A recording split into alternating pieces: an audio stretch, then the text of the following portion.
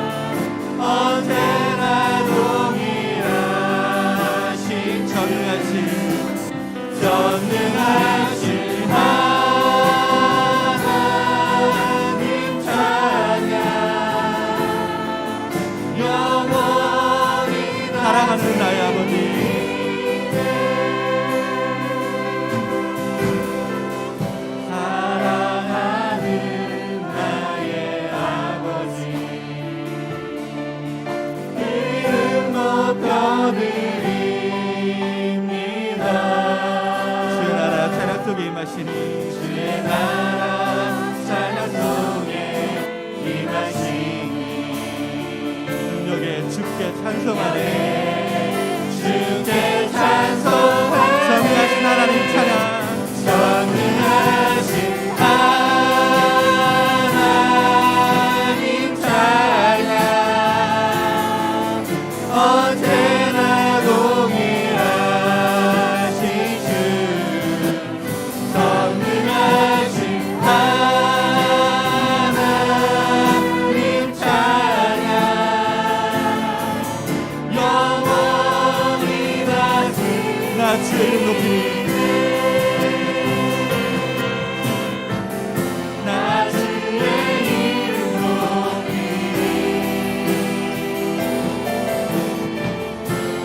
주의 이름 높이니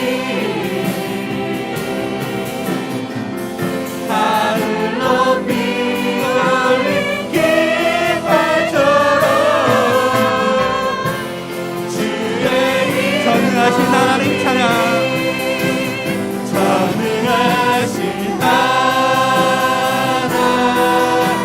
찬양 언제나 동일하신 전능하신 하나님 찬양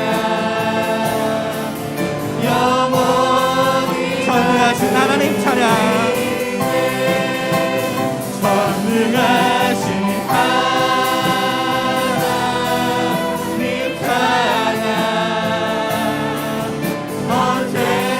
전능하신 하나님 찬양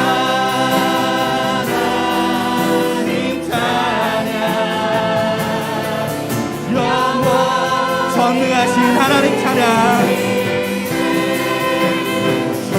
전능하신 하나님 찬양 언제나 동일하신 주 전능하신 하나님 찬양 영원히 다스리네.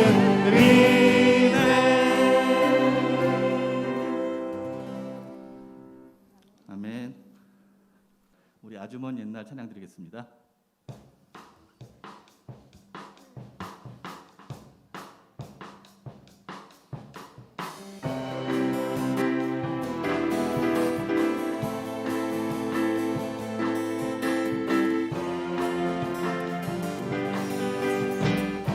아주 먼 옛날 하늘에서는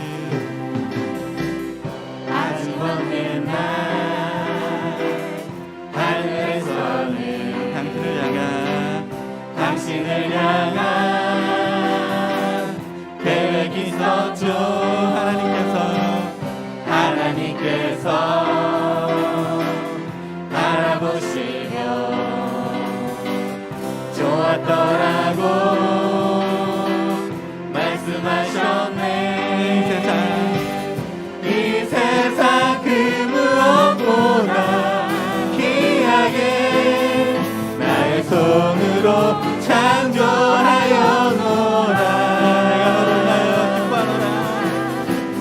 내가 너로 인하여 기뻐하노라. 내가 너를 사랑하노라. 우리 같이 축복하면서 찬양 드릴까요? 옆 사람들을 보면서 사랑해요.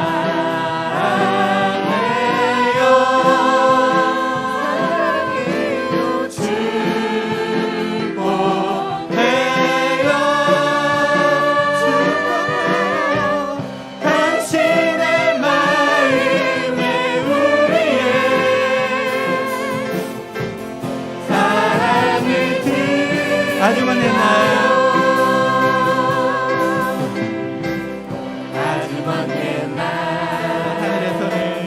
하늘에서는 당신을 향한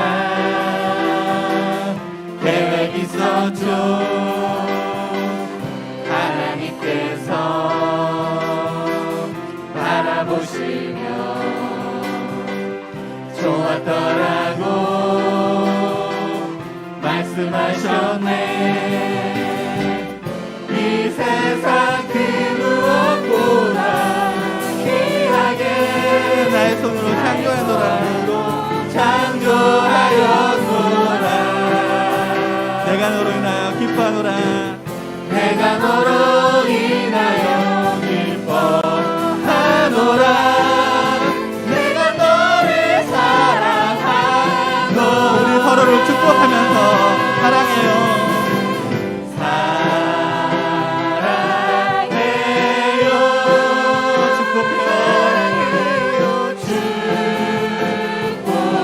축복해요. 당신의 마음에 당신의 마음에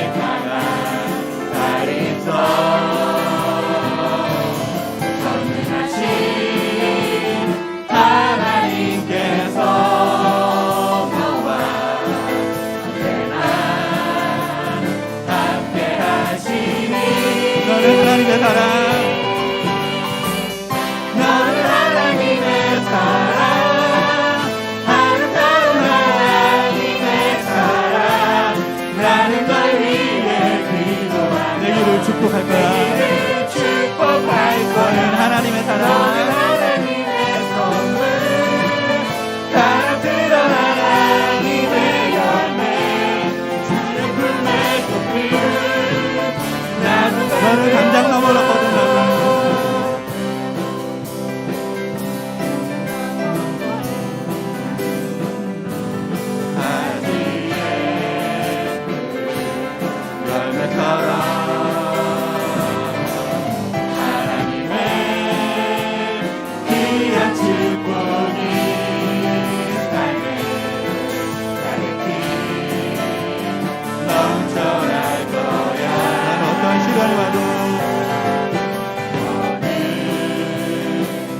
어떤 시련이 와도 미련에 강한 날 있어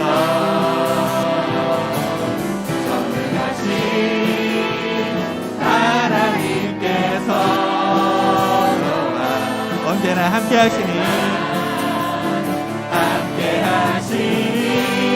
너는 하나님의 사랑, 너는 하나님의 사랑, 아름다운 하나님의 사랑. 나는 널 위해 기도하며 내 길을 축복할 거야. 너는 하나님의 선물, 사랑스러운 하나님의 열매, 주의 품에 꼭 피운 너는 하나님의 사랑, 너는 하나님의 사랑, 아름다운 하나님의 사랑. 나는 널 위해 기도하며 내 길을 축복할 거야. 길을 축복할 너는 거야. 하나님의 선물, 너는 하나님의 선물, 사랑스러운 하나님의 열매, 주의 품에 꼭 피운 한 번 더 나는 하나님의 사랑, 나는 하나님의 사랑, 아름다운 하나님의 사랑. 하나님의 사랑. 나는 널 위해 기도하며 내 길을 축복할 거야. 축복할 거야. 너는 하나님의 선물, 사랑스러운 하나님의 열매, 주의 품에 꼭 피운 나무가 되어도. 아멘. 그럼에도 불구하고 찬양 드리겠습니다.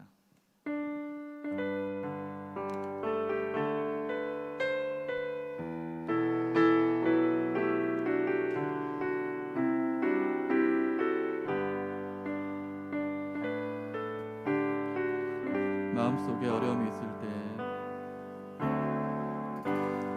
마음속에 어려움이 있을 때,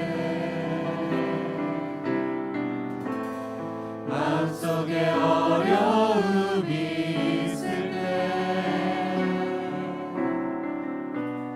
마음속에 어려움이 있을 때,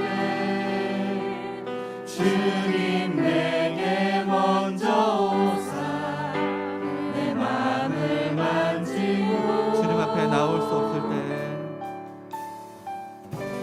주님 앞에 나올 수 없을 때, 주님 앞에 나올 수 없을 때, 주님 앞에 나올 수 없을 때, 주님 날 먼저 안으시네. 주님 날 먼저 아는 그럼에도 불구하고 그럼에도 불구하고 날 사랑하시는 내 하나님의 사랑. 나의 모든 걸 잃고 그럼에도 불구하고 그럼에도 불구하고 날 안아주시는 내 하나님을 부르는 아버지라 부르소. 아버지라. 마음속에 어려움이 있을 때, 마음속에 어려움이 있을 때, 마음속에 어려움이 있을 때, 마음속에 어려움이 있을 때, 주님 내게 먼저 오사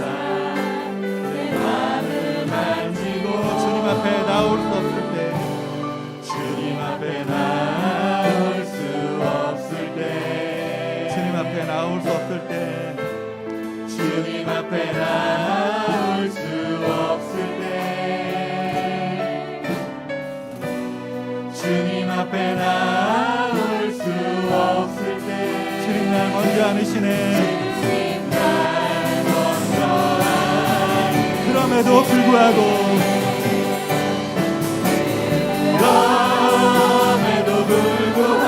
날 사랑하시는 내 하나님의 사랑에 나의 모든 걸 덮고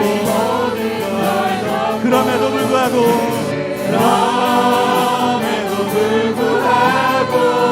날 안아주시는 내 하나님을 부를 때 아버지라 부르죠. 그럼에도 불구하고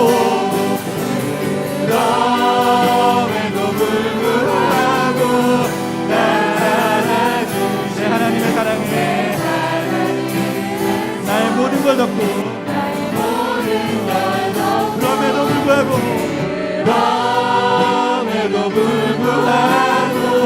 날 안아주시는 내 하나님을 부를 때 아버지라 부르죠. 그럼에도 불구하고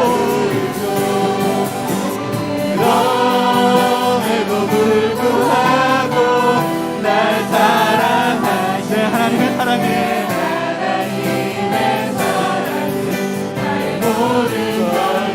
그럼에도 불구하고 날 안아주시는 내 하나님을 아버지라 부르죠. 그럼에도 불구하고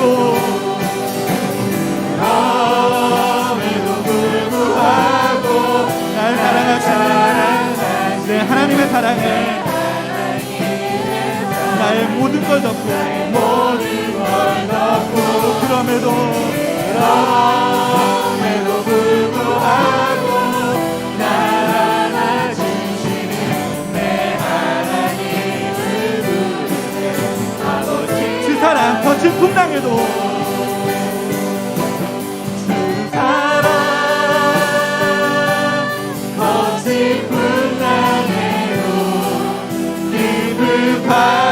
바다처럼 나를 잠잠 주 사랑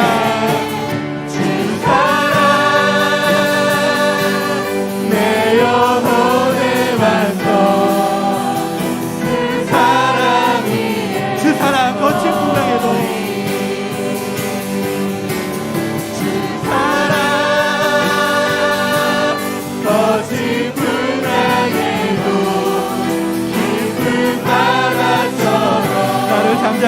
나를 잠잠케 주 사랑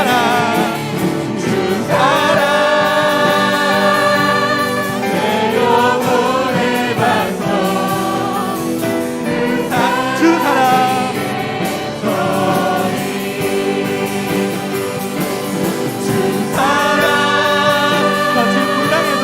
거친 풍랑에도 깊은 바다처럼 나를 잠잠케 주 사랑 내 영혼의 반석 주 사랑 거친 풍랑에도 주 사랑 거친 풍랑에도 깊은 바다처럼 나를 잠잠케 주 사랑 내 영혼의 반석 주 사랑 거친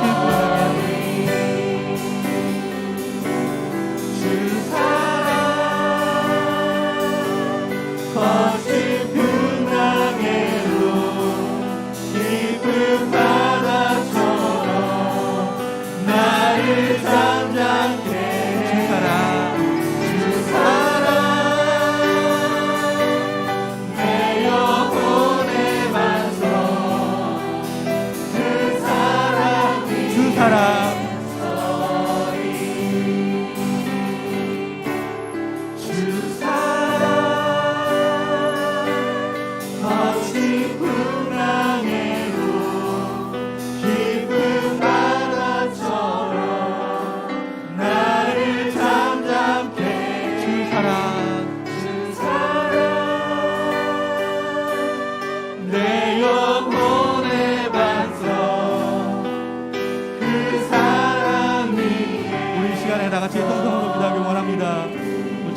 사랑을 생각하면서 우리 한 주간의 삶을 고백하면서 한 주간의 삶을 돌아보면서 예수님께서 우리에게 주셨던 그 사랑들을 생각하면서 우리 다 같이 통성으로 참여 기도하도록 하겠습니다.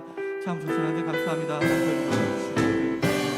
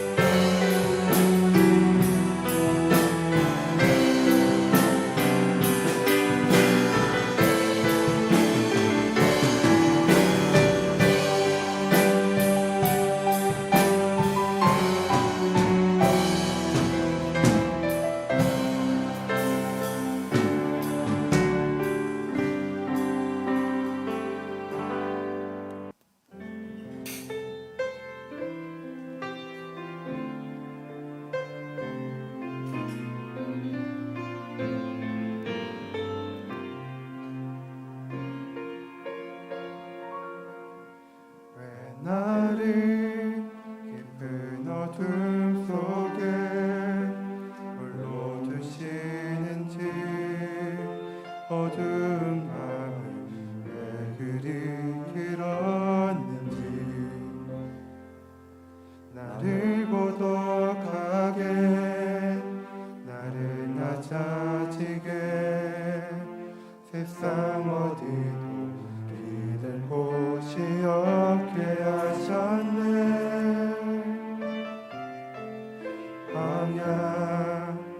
광야에 서 있네.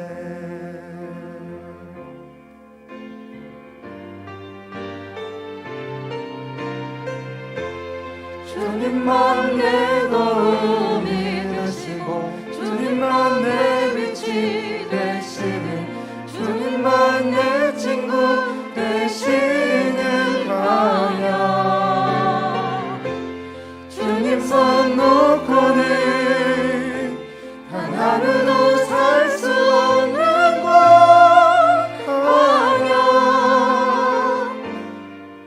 광야에 서 있네.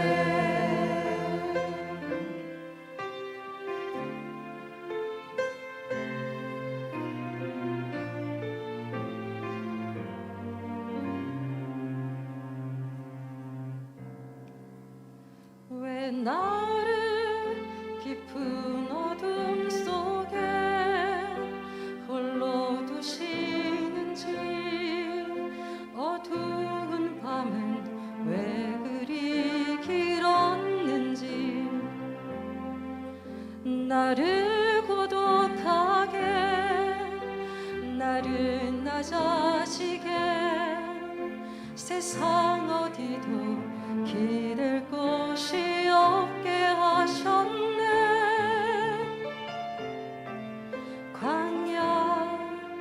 광야에 서 있네.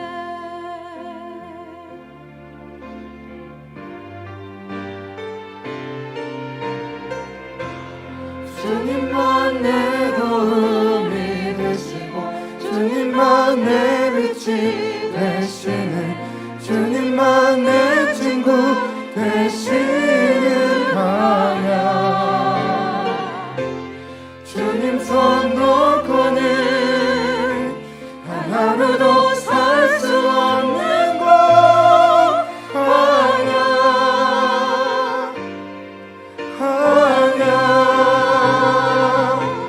주께서 나를 사용하시며 나를 더 정결케 하시며 나를 택하여 보내신 그곳 광야 성령이 내 영을 다시 태어나게 하는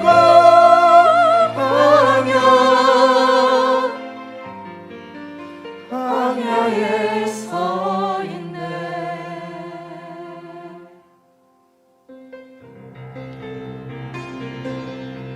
내 자산 산이 깨지고 높아지려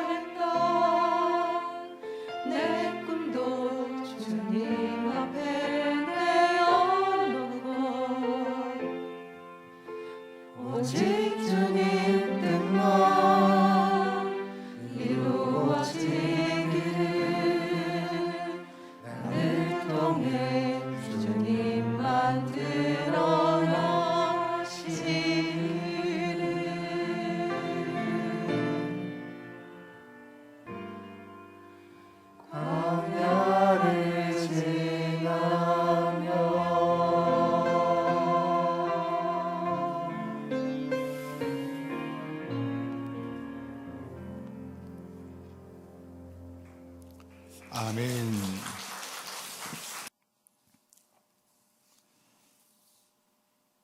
잠깐 기도하겠습니다.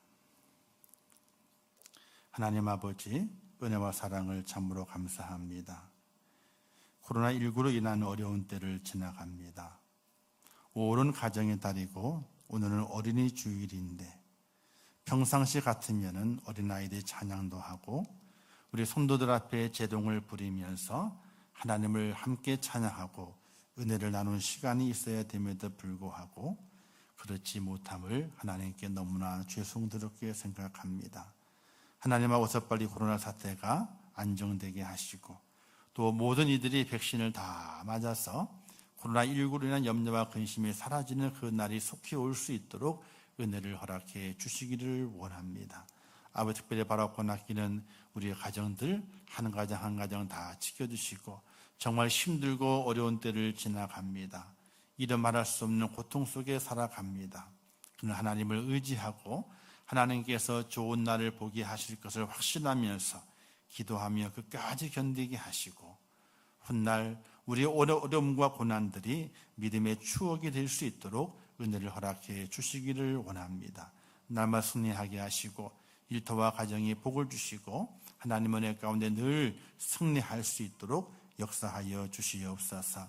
육신의 질고 때문에 고통받고 있는 믿음의 성도들을 기억하시고 한 사람 한 사람 다 만져주시고 친히 성령께서 안수하시어서 그들의 모든 상처와 아픔이 다 사라지게 도와주시고 완벽하게 회복되게 도와주시고 하나님 앞에 온전한 영광을 돌릴 수 있도록 은혜를 베풀어 주시기를 원합니다. 아버지, 시간을 축복하시기 합니다. 주의 말씀을 나누게 될 때에 하나님의 은혜가 있게 하시고 깨닫는 영을 주시어서 하나님 앞에 정말로 바로 세워지는 저희가 될 수 있도록 인도하여 주시옵소서.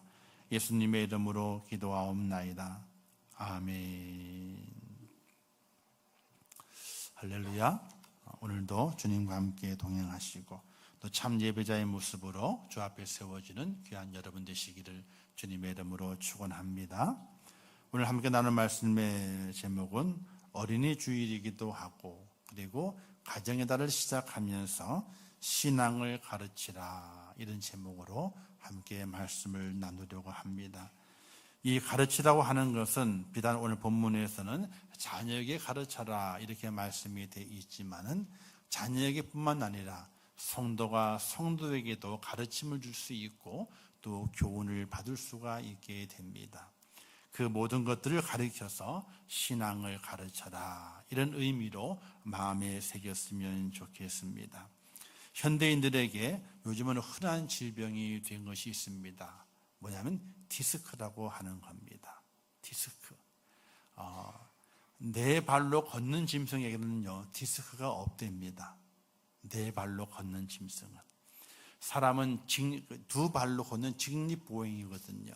이 사람에게만 디스크가 있답니다. 그래서 현대를 살아가게 될 때에 현대병 중에 하나로 흔하게 디스크를 이야기하게 되죠. 허리가 뻐근하게 되고 다리가 좀 저려오게 되고 또 통증이 오게 되면은 보통적으로는 디스크라 이렇게 말하게 됩니다. 우리 장로님 같은 경우는 특별한 경우예요. 이 뼈가 딱 잡아줘야 되는데 잡아주는 두 곳이, 그러니까 그 잡아주는 그 고리가 있는데, 그러니까 고리가 아니죠. 걸리는 게 있거든요. 이게 걸어져야지 안 빠지거든요. 근데 거기가 따라가지고 이게 자꾸 빠지는 겁니다. 저도 잠깐 설명을 들어서 찾아보게 되니까 그런 질병도 현대인들에게 많이 있다고 합니다. 근데 이게 아이러니하게요, 거기 찾아보게 되니까 운동을 너무 좋아하게 되면 그게 많이 따른대요. 또 그 운동을 적당하게 해야 되는데 너무 많이 하는 분들에게도 거기에 뼈가 따라가지고 뼈가 탈골되는 현상들이 많이 나타난다, 이런 그 내용도 있더라고요 보니까. 그래서 여러 가지가 적당해야지 심하게 되면은 어려움도 오는구나, 이런 걸 또 발견해 보게 되었는데, 어쨌든 디스크는 현재는 현대인들의 문화병이라고 그럽니다. 걸어 다니는 것과 의자에 앉는 것, 이 모든 것들이 그 허리에 무리를 주어서 이제 그런 디스크 병이 생긴다, 이렇게 말하게 됩니다. 그래서 사람들은 이런 이야기를 하게 되죠. 아유, 자세를 똑바로 해야 돼. 허리를 꼿꼿하게 해야 돼. 허리를 숙이면 안 돼. 앉아있을 때 자세가 똑바로 돼야 돼. 이런 이야기들을 많이 하게 됩니다. 왜냐하면 그렇게 뼈가 한번 굳어지고 잘못된 다음에는요, 고치기가 참으로 힘들기 때문에 그렇습니다. 그래서 그런 질병이 오기 전에 미리 자세를 바로 잡아주기 위해서 가르치게 됐죠. 자세를 바르게 해라. 무거운 거 들게 될 때는 허리로만 들지 말고 무릎을 굽혀서 다리 힘을 가지고 들어라. 이런 여러 가지들을 충고하고 교훈을 해주게 됩니다. 이처럼 작은 가르침은요, 우리의 건강에도 참 도움이 되게 되죠. 근데 너무 건강에 힘을 쓰다가 너무 정보를 많이 받잖아요. 그러면 집안의 약이 수십 가지래. 건강식품이 수십 가지래. 가지고 그거 먹다 보게 되면요, 밥을 못 먹는데 너무 많이 먹어가지고. 그래도 부작용이 있기 때문에 그렇게까지는 하지는 않지만 어쨌든 건강에 대한 가르침도 잘 받아서 우리가 유지해 가는 것이 참으로 중요하게 됩니다. 신앙생활도 마찬가지입니다. 우리 자녀들에게 올바른 신앙을 심어주면서 그것이 평생 최고의 자산이 되게 하는 것 참으로 중요한 겁니다. 반대로 잘못된 신앙을 심어주게 되면 사사건건 문제를 일으키게 되고 또 그 문제 속에서 영혼의 생명을 잃어버리게 되는 크나큰 부작용이 따르기 때문에 올바른 신앙을 가르치는 것은 참으로 중요하다고 말하게 됩니다. 저는 이런 말을 여러분들에게 해드리고 싶습니다. 다른 사람들이 부러워하는 가정이 아닌 하나님께서 기뻐하는 가정을 이루라. 이런 말씀을 드리고 싶습니다. 사람에게 부러움을 사는 가정도 좋지요. 그러나 사람에게 부러움을 주는 그런 가정도 좋지만은 그러나 하나님께 기쁨이 되는 가정이 우리가 믿음의 사람이 추구해야 될 가정의 모습이라 이렇게 생각이 됩니다. 모세는 이스라엘 백성들에게 신앙을 개성할 것을 누차 강조하게 됩니다. 그 절정의 본문의 모습이 오늘 말씀이죠. 그 핵심은 자녀에게 신앙으로 잘 가르치라. 자녀를 신앙으로 잘 가르쳐라. 이렇게 말씀하게 됩니다. 자녀를 신앙으로 가르치라는 말이 억압과 강요로 비춰지는 것 같이 느껴지는 어떤 일은 말하게 됩니다. 인격적으로 교육을 해야지. 하고자 할 때까지 기다려 주어야 된다. 그리고 각자의 신앙의 자유를 인정해주고 자녀의 신앙에 함부로 침투하든지 간섭해서는 안 된다. 이런 말을 합니다. 맞는 말일 수도 있습니다. 세상의 다른 교육은 시기와 때가 있습니다. 너무 어려도 안 되고 너무 늦어도 안 됩니다. 그러나 신앙 교육은 그렇지 않습니다. 지금 가르쳐야 지금 가르치지 않으면 때를 놓쳐버릴 수 있기 때문에 그렇습니다. 리차드 도킨스라고 하는 생물과학자가 있습니다. 그는 진화론을 주장하는 진화론자입니다. 그리고 과학을 신봉하는 종교인이에요. 과학을 얼마나 신봉하는지 종교인처럼 과학을 신봉하는 사람입니다. 그는 철저하게 무신론자입니다. 인본주의자입니다. 회의론자입니다. 그리고 과학적 합리주의자입니다. 옥스퍼드 대학을 나오고 지금도 옥스퍼드 대학의 석자 교수로 있습니다. 명예 박사 학위만 11개나 받은 사람입니다. 그가 쓴 악마의 사도라고 하는 그 책이 있습니다. 악마의 사도 그러게 되니까 뭐 악마에 대해 썼느냐 그것이 아니라 유전학에 대해 쓴 겁니다. 유전학에 대해서. 그 유전학에 대해 쓰게 되면서 신을 비판하고 하고 있는 그 책이 악마의 사도라고 하는 책입니다. 그 마지막 글에는요, 딸에게 보내는 편지로 그 책을 마감하고 있게 됩니다. 그곳에서 이렇게 말하게 됩니다. 나는 내 자녀에게 어떤 신념도 가르치거나 심어준 일이 없다. 이렇게 말하고 있어요. 내 자녀를 양육하게 될 때에 어떤 신념이나 어떤 자기가 가지고 있는 그 의견을 심어준 적이 없다는 겁니다. 가르쳐 준 적이 없다는 겁니다. 그러나 그의 신념은 그의 행동과 언어 그리고 습관을 통해서 알게 모르게 자녀들에게 다 전수되고 말았습니다. 그의 신념은 또 그의 세계관은 식탁에서 알려지게 되었고 거실에서 증거되게 되었고 침대에서 그 자녀들에게 자연스럽게 스며들게 되었습니다. 그로 말미암아 그의 자녀들도 자연스럽게 무신론자가 되고 과학을 신봉하는 종교인이 되었습니다. 전혀 그 아버지가 그 자녀들에게 가르친 것이 아닙니다. 자신은 주장하기를 나는 내 신념과 내 철학과 내 세계관을 내 자녀들에게 말해준 적이 없다. 그들에게 알려준 적이 없다. 가르친 적이 없다. 강제로 강요한 적이 없다라고 말합니다. 근데 그의 신념과 그의 세계관은 밥상머리에서, 또 거실의 문화에서, 또 침대 잠자리의 문화에서 그들에게 자연적으로 스며들게 됐던 겁니다. 그래서 그 자녀들 또한 마찬가지로 무신론자가 되었고, 그리고 과학을 신봉하는 종교인이 되어버리고 만 것입니다. 신앙을 가르치지 않으면요, 무신론을 가르치는 겁니다. 하나님을 가르치지 않으면 우상 숭배를 가르치는 겁니다. 신앙은 절대로 자연적으로 이루어지지 않습니다. 부지런히 하나님을 가르치지 않으면 후대에 하나님을 경외할 것이라고 하는 보장이 절대로 없습니다. 신앙은 결코 혈육으로 전해지는 것이 절대로 아닌 것입니다. 저도 자녀들이 있지 않습니까? 우리 자녀들을 사실 날마다 생각합니다. 그들이 정말로 하나님 안에서 행복하기를 소망하고 있고, 하나님을 정말로 사랑하는 법을 배우기를 소망하고 있고, 그렇게 성장하여 행복한 인생을 살기를 위해서 사실 매일 기도합니다. 하나님을 떠난 행복이 아닌 하나님과 함께하는 행복을 가지기 위해서 기도하고, 그리고 마지막은 하나님 천국 가기를 원합니다. 이런 기도를 합니다. 돈을 많이 벌게 해주세요. 출세하게 해주세요. 떵떵을 살게 해주세요. 좋은 차를 끌게 해주세요. 좋은 집에 살게 해주세요. 그런 기도 안 합니다. 그런 기도는 할 필요가 없습니다. 할 필요가 없습니다. 있으면 있는 대로, 없으면 없는 대로 그곳 살면 스스로가 만족하며 살면 됩니다. 그러나 가장 중요한 것은 하나님과 함께 하면서 행복하게 해주세요. 그리고 천국에서 만나게 해주세요. 이런 기도가 저가 자녀에게 드리는, 자녀를 위한 기도의 중심의 내용인 것입니다. 미국의 16대 대통령인 아브라함 링컨은요, 인디아나 주의 시골에서 태어나게 됐습니다. 어린 시골 몹시도 가난했던 그런 학교 교육을 1년밖에 받지 않았다고 합니다.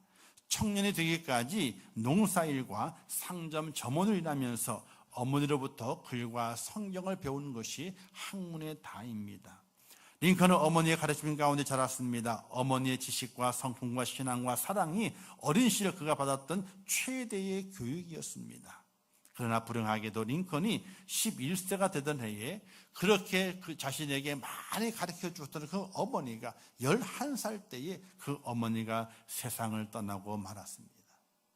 죽기 전에 그 어머니가 링컨의 손을 잡고 이렇게 말했다고 합니다. 나는 너를 두고 하나님 앞에 먼저 간다. 나는 내게 좋은 집도 좋은 땅도 많은 재산도 물려주지 못한다.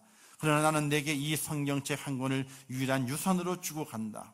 너는 한평생 이 가운데 있는 말씀으로 보배로 삼고 재산을 삼고 양식을 삼아 이 교훈대로 살아 나가거라. 그러면 내 길이 형통할 것이라. 11살 되는 아이를 남겨두고 죽는 그 어머니가 그에게 말하기를 나는 아무것도 물려주지 못한다. 그러나 이 성경책 하나를 물려주는데 이 말씀의 교훈대로만 살아가게 되면 너가 형통하게 될 것이다. 이렇게 유산으로 남겨주었습니다. 링컨은 그 어머니 유언대로 성경을 애독하며 그 교훈대로 살기에 힘썼습니다. 여러 많은 인생의 삶의 과정을 거쳐간 이후 마침내 미국의 16대 대통령 당선되어 흑인들을 노예 제도로 해방시키는 큰 일을 해낼 수 있었습니다. 링컨의 생애를 기록한 작가는 링컨에 대해서 다음과 같이 적는 것을 기록을 남겨두었습니다. 하나님께서 링컨에게 위대한 사람이 될 만한 조건은 한 가지도 주지 않으셨다. 다만 그에게 가난과 훌륭한 신앙의 어머니만을 주셨을 뿐이다. 이렇게 링컨의 생애를 기록한 그 책의 맨 마지막에 작가가 기록을 해놓고 있습니다. 우리가 잘 알고 있는 미국의 석유 재벌 록펠러가 있습니다. 그는 미국의 정유시설을 95%나 1800년도에 석유를 처음 개발하고 정유하는 사업을 시작해가지고 미국의 석유 정유회사의 95%를 장악하게 됐습니다. 거의 독과점이죠. 엄청난 재산이 불러나기 시작했습니다. 그는 30세 때에 백만장자가 되었고 40세 때에 억만장자가 되었습니다. 거대한 이윤을 가지고 광산, 금욕, 철도 등을 투자하면서 1882년도에는요 하루 수입이요 한 달이 아니고요 1년이 아니고 하루 수입이 100만 달러, 1900년대가 아니고 1882년도에 하루의 수입이 100만 달러가 됐다는 거예요. 그가 석유회사 사장이 되었을 때에 비망록을 썼습니다. 그 가운데 중요한 내용을 썼습니다. 이렇게 말하고 있습니다. 재산이 자꾸 불어나도 어기지 않고 그대로 11조를 꼭꼭 바치는 것이 내 평생의 행복이다. 이렇게 썼다는 거예요. 하루에 100만 달러씩 돈을 벌게 된 그가 그 비망록을 쓰게 되면서 그 내용 가운데 내가 매일매일 내 재산이 아무리 늘어나도 그대로 11조를 꼭꼭 바치는 것이 내 평생의 행복이라 이렇게 기록을 남겼습니다. 그는 평생에 술도 마시지 않습니다. 근데 그에게 40대 때에 시련이 왔어요. 40대 때 억만장자 됐잖아요. 돈을 엄청나게 많이 법니다. 근데 그에게 시련이 왔습니다. 알로피셔라고 하는 탈모증 비슷한 암에 걸려가지고 의사가 말하기를 당신은 1년 안에 죽습니다. 시한부 인생이 된 거예요. 아니 억만장자가 됐는데 하루에 100만 달러 벌게 되는 거부가 됐는데 그에게 선고가 내리기를 당신은 1년밖에 살지 못합니다. 이렇게 선고가 내려졌답니다. 이때 록펠러의 어머니가 아들을 불렀습니다. 아들아, 곧 너가 세상을 떠날 텐데 세상을 떠날 때까지 내 마음껏 하나님께 바치고 자선 사업이나 열심히 하다가 그리고 하나님께로 가거라. 엄마가 그랬대요. 아들아, 죽으면 어떡하니? 죽으면 안 된다. 내가 널 고쳐줄게. 이렇게 그 아들에게 격려하고 위로해 줄 어머니가 너가 곧 죽는다며 그러면 죽기 전에 하나님 일 많이 하고 죽기 전에 네 돈 가지고 자선사업 많이 하다가 그러고 죽으렴. 이렇게 얘기를 한 거예요. 이때 록펠러가 깨닫게 됩니다. 깨닫는 그 가운데 제가 이제 자선사업을 해야 되겠구나 이런 마음을 가졌습니다. 그러나 그 자선사업은요 망설여지는 겁니다. 이때 프레들릭 게이츠라고 하는 목사를 만나게 됩니다. 그 목사님께서 록펠러에게 이렇게 말했답니다. 회장님의 재산은 눈덩이처럼 불고 있습니다. 불어나는 것보다 더 빨리 나누어 줘야 합니다. 그렇지 않으면 회장님은 물론 자녀 모두가 그 돈 덩이에 깔려 죽을 것입니다. 아니 목사도 그런 말을 어떻게 할 수 있어요? 회장님의 돈은 자꾸만 눈덩이처럼 불어난다는 거예요. 그러니까 불어나는 것보다 더 많이 써야 된다는 거예요. 그렇지 않으면 그 돈 덩어리에 깔려 죽는다는 거예요. 이 목사님의 제의를 그가 받고 록펠러 재단을 세웁니다.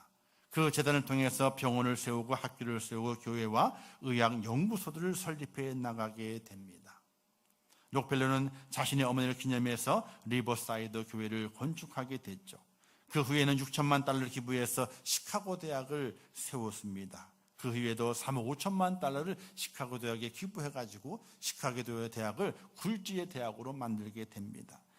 그의 생애 속에 24개 대학을 설립하게 되고요. 4,928개의 교회를 세우게 되는 놀라운 역사를 그의 인생의 삶 속에 이루어지게 됩니다. 미국의 부자인 빌 게이츠보다도 13배 재산가가 되었고 록펠러 재단은 지금도 뉴욕 맨하탄 중심가에 20여 개의 빌딩을 가지고 있으면서 30여만 명의 직원이 출근하고 일하게 되는 그런 록펠러 재단을 운영하고 있습니다.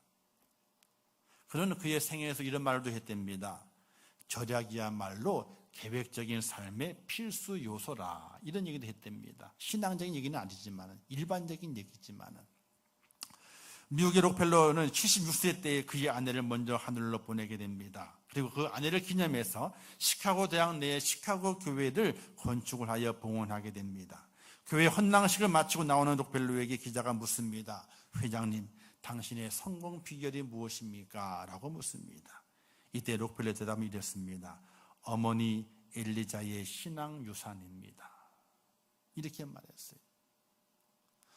에브라함 링컨이 그렇게 대통령이 되고 큰 일을 이루었던 정말 위대한 링컨 대통령이 된 그 이유도 어머니의 유산이었거든요.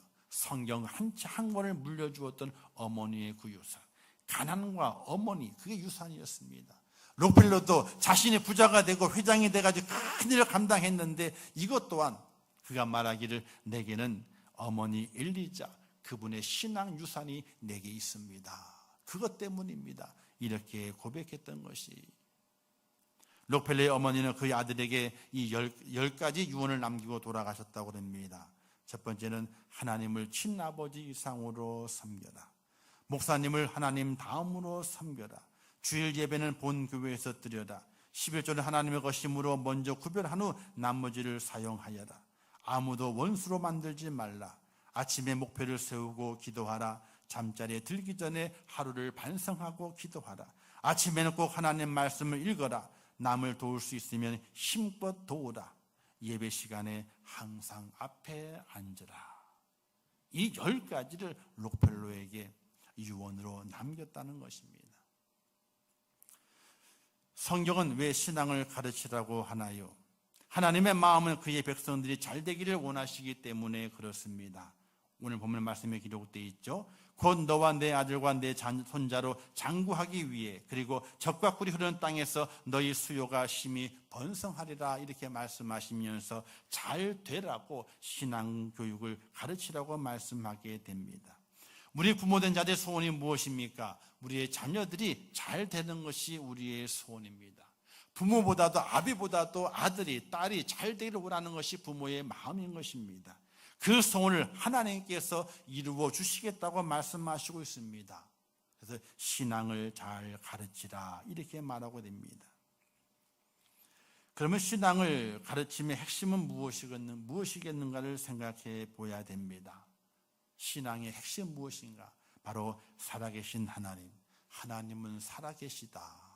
하나님은 살아계시다. 이것을 가르쳐야 되고, 알게 해야 되고, 체험하게 해야 됩니다. 베드로의 신앙 고백이 우리의 모두의 진실한 신앙 고백이 되어야 됩니다. 주는 그리스도시요 살아계신 하나님의 아들이시니이다 라고 고백했습니다. 이 고백 하나로 베드로는 주님을 따라갔으며, 부인하는 실수를 했지만은 거꾸로 된 십자가를 지면서 순교하는 예수님의 참 제자가 된 것을 볼 수가 있게 됩니다. 구약에서 하나님께서는 하나님을 소개하게 될 때에 아브라함의 하나님, 이삭의 하나님, 야곱의 하나님이라고 말하게 됩니다. 그 이유가 어디에 있을까요? 너희의 조상들이 실존했던 것처럼 하나님이 실존의 계심을 말하고, 그 하나님이 너희 하나님의 되심을 그들에게, 자손들에게 가르치기 위해서 아브라함의 하나님, 이삭의 하나님, 야곱의 하나님이라고 하나님을 소개한 것을 볼 수가 있게 됩니다. 주된 신앙의 가르침은 하나님은 살아계신 하나님이라고 하는 겁니다. 실존하시는 하나님, 이것을 강조하는 것, 이것을 가르치는 것이 신앙의 참 교육의 핵심이라고 하는 것을 우리에게 보여주고 있게 되는 것입니다. 하나님은 살아계신 분이며 과거나 현재나 미래에 동일하게 역사하시는 하나님을 가르쳐야 됩니다. 다른 것은 없습니다. 하나님이 살아계셔서 그 하나님께서 오늘도 역사하시고 나와 함께하고 있다는 그 사실을 우리의 자녀들에게 가르쳐야 되는 것입니다. 그런데 보이지 않는 하나님을 어떻게 가르칠 수 있겠습니까? 하나님이 안 보이는데요. 보인다면야 확실하게 가르치겠지만 보이지 않는 하나님을 어떻게 가르치겠습니까? 불가능해 보입니다. 하나님을 보여줄 수도 없고 하나님의 음성을 들려줄 수도 없습니다. 그럼 어떻게 하나님을 가르쳐야 할까요? 기도해 주어야 되죠. 말씀을 읽어 주어야 되죠. 또 집에 또 온갖 선구로 장식하는 것도 가능합니다. 그리고 내가 만난 하나님을 그에게 간증해 주는 것도 가능합니다. 당연히 그렇게 해야 됩니다. 그러나 그보다 더 중요한 가르침이 있습니다. 그냥 기도해 주고 말씀 읽어 주고 성경 장식으로 성구가 써있는 액자를 집에 걸어 놓는다고, 내가 만나 그 하나님을 이야기해 준다고, 그 가르침도 절대적으로 필요합니다. 필요 없다는 것이 아닙니다. 그런 가르침도 필요합니다. 그러나 더 중요한 것이 있습니다. 살아계신 하나님을 가르치는 자의 행함이 중요하다는 겁니다. 가식이나 보여주기 위한 식이 아닌 살아계신 하나님을 믿는 그 행함이 중요하다고 하는 것입니다. 날마다 하나님께서 살아계시고 내가 그 하나님을, 살아계신 하나님을 믿는다고 하는 그 믿음의 행함이 참으로 중요하다는 것입니다. 가식적인 신앙이 아니라 신실함이 담겨있는 그 신앙의 모습을 행함으로 말미암아 그들에게, 자녀들에게 보여주어야 한다는 것입니다. 요즘 사람들이 어떤 사람들입니까? 요즘 자녀들이 어떤 자녀들입니까? 사실 우리 머리 꼭대기에 앉아 있거든요. 오늘 본문의 말씀을 보게 되면요, 자녀들에게 가르치라고 먼저 말씀하지 않습니다. 우리는 자녀들에게 가르쳐라, 가르쳐라, 누구에게 가르쳐라, 이렇게 말하는 것도 들리기 쉽지만 먼저 가르치라고 말씀하지 않습니다. 1절 말씀 이렇게 말씀하지 않습니까? 이는 곧 너희 하나님 여호와께서 너희에게 가르치라고 명하신 명령과 규례와 법도라 너희가 건너가서 차지할 땅에서 행할 것이니 라고 했어요. 내 규례와 이 모든 법도를 자녀 가르치게 될 것인데, 약속의 땅에 들어가 가르치게 될 것인데, 그러나 그 먼저 해야 할 것이 있다는 거예요. 그것보다 먼저 너희가 행해야 할 것이라는 거예요. 가르치기 전에 너희가 부모 너희가 내게 받았으니 그 말씀대로 행하여야 할 것이라, 이렇게 말씀하고 있는 것입니다. 또 3절에 말씀하시기를 이스라엘아 듣고 삼가 그것을 행하라, 이렇게 말합니다. 이것은 자녀들에게 말한 것이 아닙니다. 자녀를 두는 부모에게 명령한 것입니다. 이렇게 명령함은 곧 너와 내 아들과 내 자손이 평생에 내 하나님 여호와를 경외하며 내가 너에게 명령한 이 모든 규례와 명령을 지키게 하기 위한 것이며 라고 했습니다. 자녀들이 하나님의 말씀의 가르침을 받고 잘 지켜 행하게 하기 위해서는 너희가 먼저 내 규례와 명령대로 행해야 한다는 거예요. 우리는 말씀을 가르치기만 하면 된다고 생각합니다. 그러나 하나님의 뜻은 그것이 아니었습니다. 부모가 먼저 행하고 그런 다음에 그리고 가르쳐라, 이렇게 말씀합니다. 자녀에게 예배를 가르치시렵니까?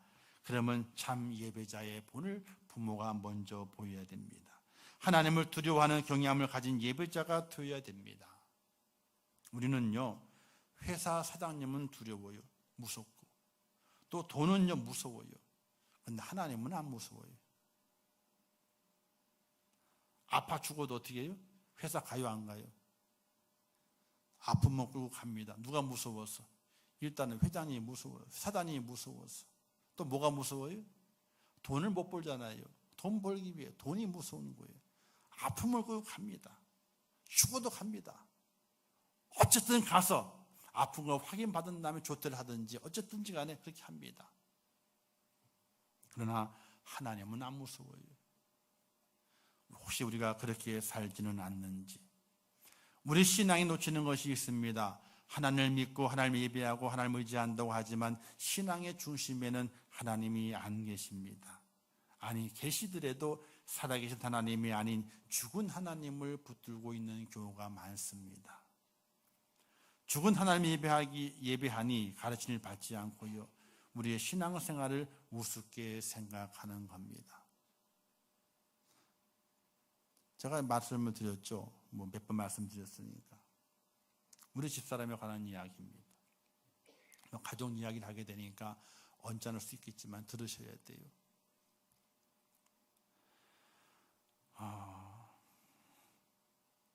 한 녀석은 손을 잡고 끌고 와야 되고요, 한 녀석은요 포대기를 해가지고 안고 있어야 돼요. 수요일입니다. 근데 5시 정도 돼가지고 전화가 왔어요. 아파가지고 못 가겠대. 한 녀석은 걸어가지고 손을 잡고 와야 되고, 두 녀석이었으니까 한 녀석은 포대기로 등이 없든지 가슴이 앉든지 하고 와야 되는 거예요. 수요일이 주일이 아니에요. 수요일입니다. 전화가 왔어요. 교회 못 가겠대. 아파가지고. 제가 뭐라는 줄 아세요? 제가 그때 제 개인차가 있었습니다. 또 제가 수석이었기 때문에 차량 운전도 하질 않습니다. 찬양 인도도 하질 않습니다. 그냥 그 시간에 집에 갔다 와도 됩니다. 수용차가 있었으니까, 제 개인차가. 그래서 갔다 오면 쉽고 오십니다. 그때 산 것이 안양유원지라고, 그게 주공아파트에 살 때입니다. 안양유원지. 제가 뭐라 그랬게요? 전화에다 대고요. 교회 와서 죽어. 그리고 그 전화를 딱 끊었어요. 지금은 제가 그게 다 예배에 대한 설교를 할 때마다 마음에 걸려요. 내가 왜 그랬을까? 내가 갈 테니까 잠깐만 기다려. 그래서 차 가지고 가가지고 호롱 태워왔으면 얼마나 마음이 편했겠어요. 아내의 마음도. 얼마나 기분이 좋았겠습니까? 아프다 그러니까 남편이 부르게 달려와가지고 차 태워 다 교회에 갔으니까. 그렇게 예배 드릴 수 있었던 거거든요. 그러나 제가 수석 교육자에 있었기 때문에 예배 시간 전에 교회를 비울 수가 없어요. 방송부터 모든 것들을 관장하고 준비 스탠바이를 시켜놔야 되거든요. 잠깐 자리를 비우게 되면 한 40-50분 자리를 비우는 겁니다. 40-50분 정도. 근데 그 비우는 순간에 어떤 일이 벌어질지 몰라요. 누가 찾을는지. 자리를 비울 수가 없어. 아니, 자리를 비워도 되죠. 나 잠깐 갔다 올게. 그게 허용이 안 되는 거예요. 그래서 전화 받은 다음에 교회 와서 죽어. 그러고 끊었어요. 저는 여러분들에게 다른 건 몰라도요, 두 가지만큼은 하나님 앞에 떳떳하게 말할 수 있어요. 예배에 대한 것과 물질에 대한 부분이. 다른 건 제가 부족할 수 있어요. 제가 잘 못 지킬 수 있습니다. 그러나 이 두 가지만큼은 하나님 앞에 떳떳해요. 100% 그렇지는 않겠죠. 제 욕심에. 그러나 그런 마음은 있어요. 예배에 대해서만큼은. 사랑하는 성도 여러분, 죽은 하나님을 예배하고 죽은 하나님을 가르침 받는 것이 아니라 살아계신 그 하나님을 예배하고 살아계신 그 하나님의 가르침을 받는 것이 오늘 우리의 모습이어야 되는 것이 살아계신 하나님이에요. 성경 십계명 중에 제3경이 있습니다. 여호와 이름을 망령되이 일컫지 말라, 이 말씀이 있습니다. 이 말씀의 뜻이 무엇인지 아세요? 하나님의 이름을 그냥 마음대로 부르지 말라, 그게 아닙니다. 신앙생활에서 하나님을 죽이지 말라는 겁니다. 하나님을 무시하지 말라는 겁니다. 신앙생활에서 하나님을 우습게 여기지 말라는 겁니다.